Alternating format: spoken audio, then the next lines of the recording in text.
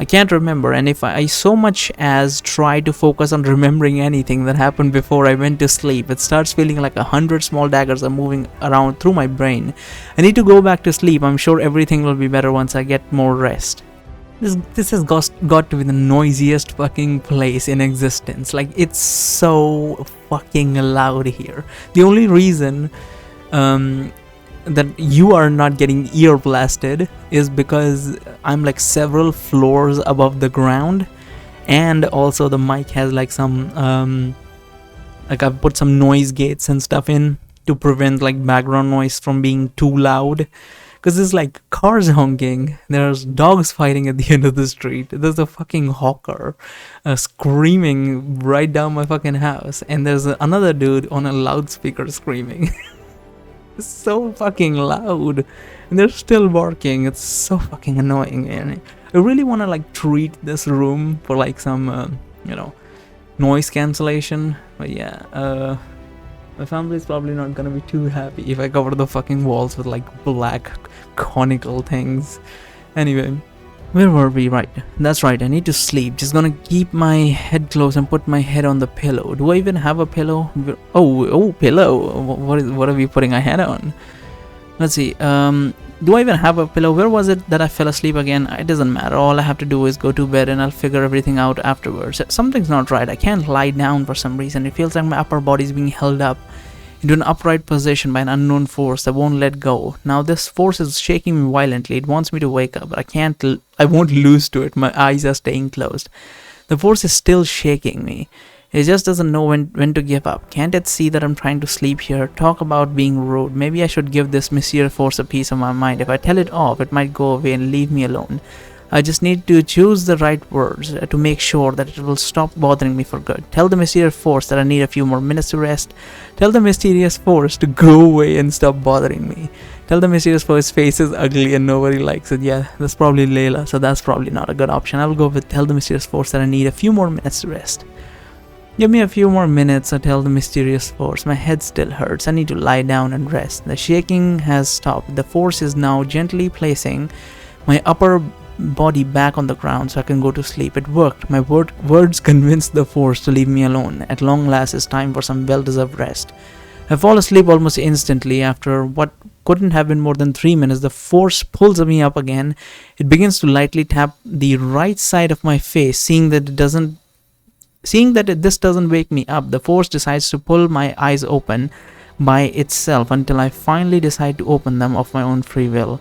Just a few more minutes, started to say just a few more minutes and I'll be. When I open my eyes completely, I'm shocked to see Layla in front of me, who's currently holding my eyes open with her fingers, who is also making a bright blue text float in front of me. I'm sorry, Barry, but I can't let you rest any more than this. The writing says, the Royal Guards could be on our tail any minute. We need to move. As I'm reading Layla's text, everything that happened before I fainted suddenly comes back to me. This was never about me having a hangover. We were teleported here by mistake and lost my consciousness due to the headache that I got from the failed teleportation. Layla's father, he was kidnapped. Here, we have no time to lose. We need to find our way out of this cave as soon as possible. I get up from the ground and begin to look around me, trying to figure out which way we need to go. As I am moving my head, and the strong feeling of nausea from being taken returns to me in full force, making me lose my balance while simply standing in place. Layla catches me before I fall to the ground. Then she goes to my right side, taking my arm, putting it around her neck. So why is she okay? Is it like less effective on Lasethis or something? But she's also half Lasethi, I believe so. Taking my arm, putting it around her neck so that I can hold on to her in case I feel like I'm about to fall again. You shouldn't be making any sudden movements, Layla writes. That will only make your headache worse. Try moving your head slowly until you get accustomed to your nauseating sensation. Damn, this is so much worse than the last time when we ended up here. I see I struggle to not faint again from the pain. My head hurts so much it feels like it's going to explode. Yeah, Layla writes. The headache is a lot stronger now than it was before. With how badly this teleportation went, I'm surprised that we're even alive. The teleporting device must have had some sort of fail-safe mechanism implemented so that people's lives wouldn't be put at risk in case of a serious malfunction. Wait a minute, I say. Are you by any chance getting the same headache as me right now? If you're talking about the feeling of small daggers around moving through my brain, then yes, Layla writes. But you sure are handling this a lot better than I am, I say. At the moment, I'm having a difficult time even holding this conversation with you without collapsing. Don't get me wrong, Little Rights. The pain in my head is excruciating, but it's nothing compared to what we used to experience on a daily basis at the Beacon of Hope. I guess that when you grow up in an environment like that, you get to build up a bit of tolerance of pain and nausea with realizing it. Come on, let's see if we can get you to take a few steps forward, and I'll make sure you'll feel better once you make a little progress.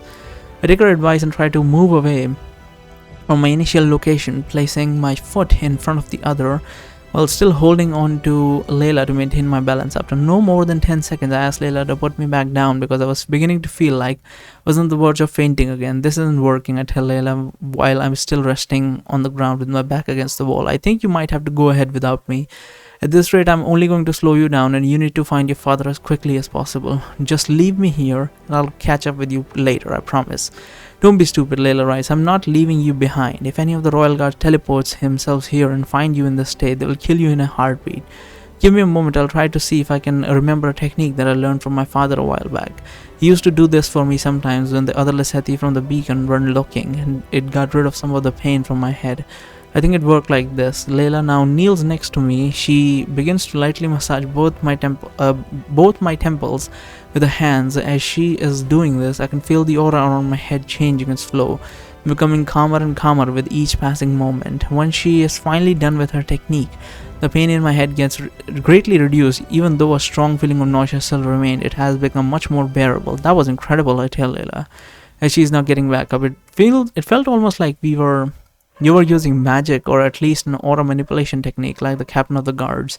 Even if I can't cast spells, Layla writes, I'm still pretty good at sensing the flow of aura. As long as I can find the right pressure points, I can eventually figure out what I need to do. She then offers me her hand, and she helps me get back on my feet. How are you feeling? Layla writes. Do you think you can walk? Yeah, I tell her. I'm still feeling nauseous, but it's nothing compared to how I was before. But what about you? Is the pain in your head still there? Have you tried using the technique on yourself to see if it works? I've tried it in the past, but it only seems to work if you're using it on someone else. Otherwise, the pain is still there, but I can manage. Anyway, let's see if we can trace back our steps from yesterday. I think I'm going to go this way first. Are you coming? Now, the options are ask Layla if she can teach the technique, the massage technique, so I can use it on her. Layla handle her headache by herself and go follow her. I highly doubt this would work because we don't have magical sense. Unlike any aura related thing, I'm guessing this requires magical sense. This is kind of pointless for us to try and do this, so we're gonna let Layla handle by herself and go follow her. I don't think learning this technique will do us any good in this situation. And let's go with Layla. Let Layla handle the headache by herself. Go follow her. Okay, let's move, I say. Then I follow Layla into the cave. So what do you think happened to everyone at the rebel base? Layla writes to me while we were walking through the tunnels. I don't suppose any of them got buried in the rubble from all this explosion, do you? I mean, obviously, considering how large the explosion was. I don't know about the rebels or the civilians, but everyone in our group has been through far worse stuff than some lousy cave-ins, I say. I wouldn't worry about them being buried under the rubble, but then again, those explosions are probably the least of those worries right now. If what Peter said was true, the King of Alder has sent a small army to attack the people in the underground, and what's left of the Royal Guard will be there too, including the trainees. It's going to be a tough fight for them any way you look at it. Can you try calling them through the transceiver, Layla writes. Maybe we'll get lucky and you'll be able to reach them. The walls around us are all filled with ceridium, so I wouldn't get my hopes up, but I can try, sure, I say. Then pull out my transceiver, set up the frequency for Darren's number and tap it once. I highly doubt it would work with so much ceridium around. Darren, are you there? I said loudly. Hey Darren. As expected, I get no answer. It's no use, I say. I close my transceiver, put it back in my pocket. We won't know what happened to them until we get out of here. And by out of here, do you mean inside the tower with all the people chained up in the basement? Layla writes, looking a little worried. It's not like we know any other way out of the caves, I say. We might end up trapped here for days if we try to find another exit out on our own. I don't think there is another exit. I think this was like a very small area with like a bunch of traps set up last time, and just like an entrance to... No, technically no. They chased after an apparition or something which allowed them to go through a fake wall. If they had not gone through the fake wall, I don't know where the caverns actually lead. Hmm. Regardless, where were we?